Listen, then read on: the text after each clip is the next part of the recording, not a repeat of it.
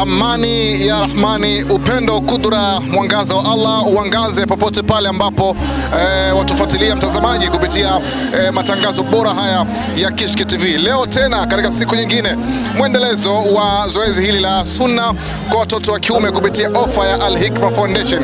Ikiwa leo tuko hapa katika zahanati ya Chamanzi. Hichi ni kituo cha 9 tangu tumeanza zoezi hili. Utafahamu bado tungali katika wilaya ya Temeke. Jambo la tofauti sana na la kipekee sana ambalo halijawahi kutokea katika vituo vyote 8 ambavyo tumepita, ukiacha hichi leo cha 9, kwa maana hapa Chamanzi idadi ya watu ambao wamejiandikisha katika kituo hiki kuna namba ya watu takriban 200 na pengine zaidi, kwa sababu wengine bado wanaendelea kuja kujisajili. Mambo yatakuwaje? Utafahamu siku zote. Namba ambayo inasoma kwa siku ni 70 mpaka 80, na hata Dr. Mwimbe aghalabu huwa akisema hivyo, uwezo wao walau kwa siku ni mwisho 80. Ikiwa na wameenda sana basi ni 80 na kidogo sana. Lakini leo hapa Chamanzi zaidi ya watu 200 wamejiandikisha. Mambo yatakuwaje? Je, Dr. Mwimbe atawafanyia wote kwa idadi hiyo? Atatuambia baadaye hali itakuwa vipi. Mimi naitwa Abdullahi mwana wa Maalim Mashi, nyuma ya kamera ni Omari Salum Nyanga, na leo tumeanzia hapa katika zahanati hii ya Chamanzi. Na moja kwa moja mtazamaji, tukamsikilize Dr. Mwimbe Juma ambaye mara zote huwa hutupa maelezo muhimu sana kwa wazazi kuhusiana na kile ambacho watakwenda kuwafanyia watoto wao baada ya sunna kukamilika. Itakuwaje? Tukamsikilize Dr. Mwimbe. Tutakapokuwa tumemwekea mpira mwanao, tukimwekea kipira mwanao, cha kwanza utakachokiona kama mzazi, mwanao utaona pamevimba. Sawa? Pamevimba kwa sababu tutamwekea ganzi kuzunguka ile eneo lake. Okay? Na huo uvimbe hauishi leo. Uvimbe unaweza ukaenda mpaka siku kipira kinadondoka. Lakini ni uvimbe wa kawaida. Ni uvimbe ambao utaisha wenyewe. Sawa eh? Hauhitaji kuumiza kichwa chako. Okay? Mtoto kama huyo hapo unayemuona mdogo, uvimbe wake anakuwa ni mdogo. Sawa? Ukilinganisha na mtoto ambaye ni mkubwa. Kwa sababu mtoto akiwa ni mkubwa anatembea, anacheza. Sawa eh? Kichululu chake kimeelekea wapi? Chini. Kikiwa kiko chini, manake damu inakuwa inashuka chini, inasababisha uvimbe unaongezeka. Sawa? Mtoto akiwa mchanga kama yule pale, chululu chake kimeelekea wapi?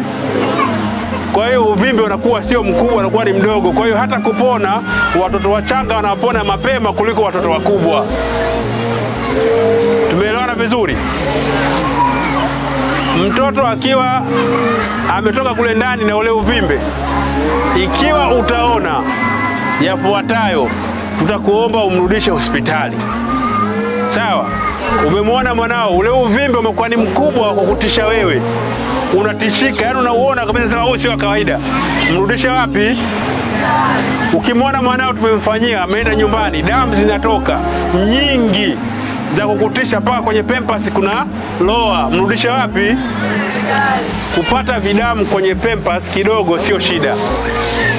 Sawa eh? Lakini zikiwa ni nyingi mrudishe wapi? Ukiwa mwanao tumemfunga kipira alafu bado anashindwa kukojoa, mrudishe wapi?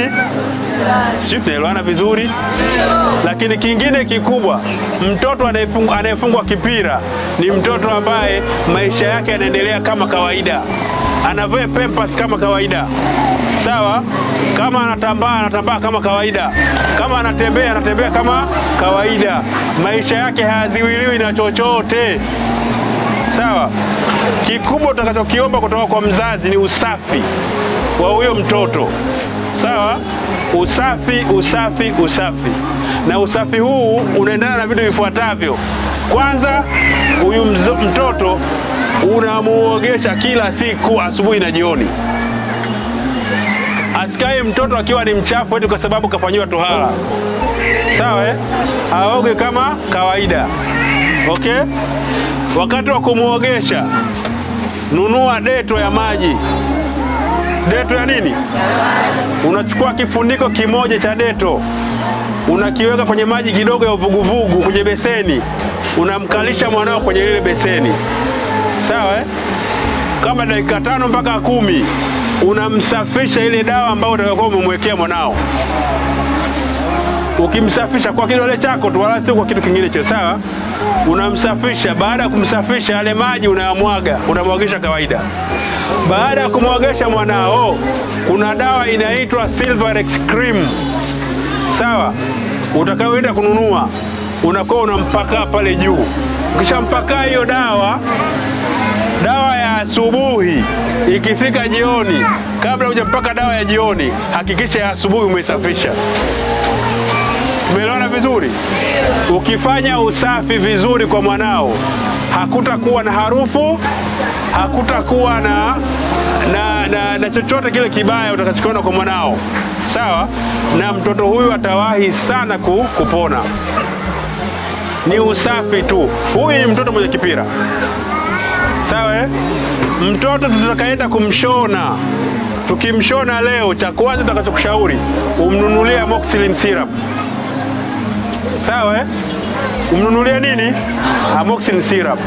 Baada ya hapo, leo ni siku ya Jumamosi, siku ya Jumatatu mpeleke hospitali akabadilishwe gozi. Leo ni juma ngapi? Siku ya Jumatatu nampeleka wapi?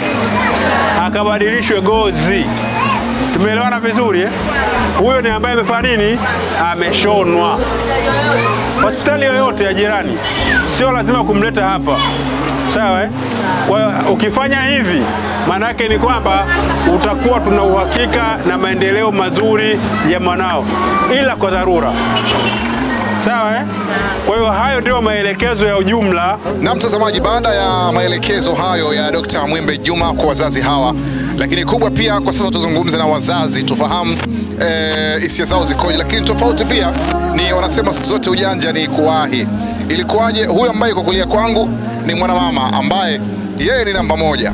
Amewezaje? Idadi ya takriban 200 ambao wamejitokeza, lakini yeye ameshika namba 1 hapa, kwa maana ndio atakuwa wa kwanza kufanyiwa sunna mtoto wake. Ilikuwaje? Ilifika saa ngapi? Tafahamu. Dadangu, salamu alaykum. Wa alaykum salam. Hali yako? Salama. Unaitwa nani? Naitwa Consolata Elias. Consolata Elias. Mashaallah. Wewe ni mkazi wa wapi? Ni mkazi wa Charambe. Charambe. Tuambie umefika saa ngapi hapa? Tumesikia umefika saa 8 za usiku. Nimefika saa 8 dakika 24. Ilikuwaje? Kwako umetoka saa ngapi? Nimetoka saa 8 kamili. Umekuja na usafiri gani? Na gari tu. Ni jambo zuri, sababu sunna ni kufanyia mtoto, ni jambo zuri kusema kweli. Na unamwambiaje sasa Al-Hikma kwa hili jambo zuri ambalo wanalifanya? Mimi kikubwa kwamba nawaombea dua, manake kwamba hili jambo wawe na muendelezo nalo, kwa sababu ni jambo zuri. Na sisi katika jamii yetu wengi ni watu maskini, kwamba kuna wengine wanakuwa hawana uwezo labda wa kwenda sehemu ambayo kwamba wakafanywa sunna kama hii kwa mara moja.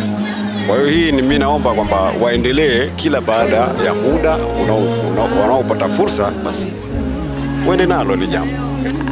Wanafanya kitu kizuri, inshallah Allah wazidishie, wazidi kutusaidia, maana wengi hawana uwezo, lakini wanapofanya hivi alhamdulillah, Allah wazidishie. Kwa kweli Al-Hikma Allah wazidishie, wanafanya kazi kubwa sana sana sana, na ni mengi wanayafanya kwa ajili ya jamii. Kwa hiyo tunaombea dua kwa Allah Subhanahu wa Ta'ala, aendelee kuwapa moyo, aendelee kuwasimamia katika hii kazi wanaoifanya. Ni kazi kubwa sana. Kwa hivyo Allah yuko pamoja nao, na sisi tunazidi kuombea dua. Mwenyezi Mungu azidi kuibariki Al-Hikma. Muombea Mwenyezi Mungu awajalie kheri, kila la kheri, na kila wenye vijicho vya husuda Mwenyezi Mungu awanusuru navyo. Na waendeleze hii kazi, basi Mwenyezi Mungu atazidi kuwalipa malipo yani sijui ninasema, yani sina hata la kusema. Tunashukuru sana na tunaombea Mungu azidi kutoa ofa hii, kwa sababu wahitaji ni wengi. Chamazi imevunja record. Chamazi imefanya balaa kubwa sana ambalo tangu tuanze ikiwa leo ni kituo cha 9 haijawahi kutokea hii. Tunafahamu vipo vituo, mashallah, tulipiga zaidi ya watoto 100 lakini ilikuwa ni mara 2. Kwa watu wanaenda mara ya kwanza na tukaja mara ya pili. Lakini leo Chamazi peke yake picha limeanzia kwenye idadi ya watu ambao wamejisajili ilikuwa ni zaidi ya watu 300, kitu ambacho hatujawahi kukishuhudia katika vituo vyote 8 vilivyopita kabla. Kama haitoshi pia, mpaka leo zoezi hili limemalizika, akiwa mwisho anamaliziwa namba ikisoma watoto 104 kwa siku moja. Dr. Mwimbe atatuambia hali ilikuwaje leo. Dr. pole na hongera na kazi. Asante. Nashukuru Allah, alhamdulillah. Naona leo katika siku zote pengine ndio siku ngumu kidogo. Tuambie siku ilikuwaje na hali hii unaizungumziaje? Siku ilikuwa ni ngumu sana kwa sababu watu walikuwa ni wengi. Kwanza asubuhi tulipofika ile tukakutana na watu wengi sana ambao wamejitokeza kwa ajili ya kuja kufanywa hii huduma, lakini tulibidi tuongee nao na kuwaambia kwamba wasikae wote kwa sababu vinginevyo ilikuwa ni shida kubwa, na wametuelewa, wameondoka. Lakini mpaka tumeanza kufanya kazi, kuna wengine wameshindwa kuondoka, wamebaki. Hawa imepelekea kuongeza ile idadi ya watu. Kwa hiyo na sisi pia tulishindwa kuwaambia kwamba waondoke moja kwa moja kwa sababu inaonekana wana uhitaji hasa wa zoezi hili. Kwa hiyo mpaka hivi tunapozungumza muda huu tutakaribia saa 1 na watoto 104. This is our record. Yani sisi ni record.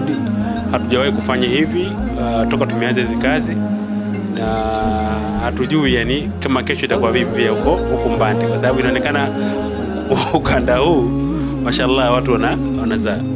Awali ilitangazwa kwamba utafanyia watu 80 alafu wengine tutawarejea katika siku za katikati kwa maana Jumatano.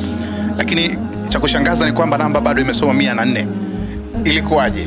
Yaani ilivyokuwa ni kwamba shida kubwa ni kwamba watu walivyokuja asubuhi walikuwa wakipewa namba, walipewa namba moja, yani alipewa namba mzazi, hajapewa namba mtoto. Kumbe hao wazazi wenyewe wana watoto, wengine wana watoto 2, wengine watoto 3. Kwa hiyo mzazi ana namba moja lakini ana watoto 3. Kwa hiyo hiyo imepelekea kwamba namba 80 tumefika. Tumefanyia wote ambao ni namba mpaka 80. Lakini katikati kuna wazazi ambao walikuwa na watoto 2 na watoto 3. Kwa hao ndio wamesababisha namba ikashoot mpaka kufika 104. Waliojisajili ni zaidi ya 300, waliofanywa ni 104. Kuna namba kubwa imebaki. Mpango ukoje? Subhana ya Rabbi. Sijui hata nisemeje wallahi, kwa sababu ni kitu ambacho kinanipa taabu kichwani mwangu. Lakini tutakuja siku ya Jumatano inshallah, tutakuja kuwafanyia wengine. Inawezekana wasifike 100, lakini tutajitahidi kuwafanyia hata 50 au 60, kwa sababu mara nyingi Jumatano sio siku ndefu, ni siku fupi. Tunakuja asubuhi mpaka saa 7 tunakuwa tumemaliza, tunaondoka. Kwa hiyo tutakuja kuwafanyia watakaokuwepo, na hao wengine waliobakia hatuoni kama tunaweza tukaje kuwafanyia kwa kweli. Ndio maana hata leo tulipokuwa tunafanya usajili tuliwaambia kwamba wasizidi 130, ili wale watakaokuwa wamezidi kwa siku ya leo ndio tuweze kuwaingiza kwa siku ya Jumatano. Kwa hiyo watakaokuwa wamezidi zaidi hao tutakaokuwa tumefanya Jumatano watatusamehe, ili kama itakuja kutangazwa tena ofa nyingine tutakuja kuwafanyia inshallah. Waswahili wanasema mgonjwa amepona lakini mganga yuhoi. Ndicho ambacho kimeakisi leo katika kituo hiki cha Chamazi, kwa maana zahanati ya Chamazi, ikiwa ni kituo cha 9 tangu tumeanza zoezi hili la sunna kwa watoto hawa wa kiume. Na mimi umeweza kusikiliza maelezo ya Dr. Mwimbe, kile ambacho amekieleza changamoto ambayo ilikuwepo katika kituo hiki kutokana na idadi kubwa ya watu ambao wamejitokeza isivyokuwa na malengo yao na matarajio pia. Shughuli imeisha hivi hapa katika zahanati hii ya Chamazi, ambapo kwa siku hii ya leo peke yake watoto 104 wameweza kufanywa sunna. Kumbuka kabla namba ilikuwa ikisoma 617 katika vituo 8 vilivyopita. Ukijumlisha na leo hawa 104, namba inakuja 721. Kumbuka ofa hii ilitangazwa watoto 1000 ndio ambao wanahitajika, lakini mpaka sasa vikiwa ndio kwanza vituo 9, namba inasoma 721. Kutokea hapa katika zahanati hii ya Chamazi sina la ziada. Kumbuka kituo kinachofuata baada ya hapa ni Mbande. Mambo yatakuwaje? Ni kama hivi, ni jambo la kusubiri. Nyuma ya kamera ni Omari Salum Nyanga, mimi ni mwana wa Male Mashi. Kituo kinachofuata tarehe 25 mwezi wa 5, kituo cha afya cha Mbande. Ewe mzazi au mlezi, muandikishe mwanao sasa katika kituo kilichotajwa kilicho karibu nawe ili asaidiwe. Kumbuka zoezi letu hili ni bure na halibagui mtu kwa dini yake wala kabila lake.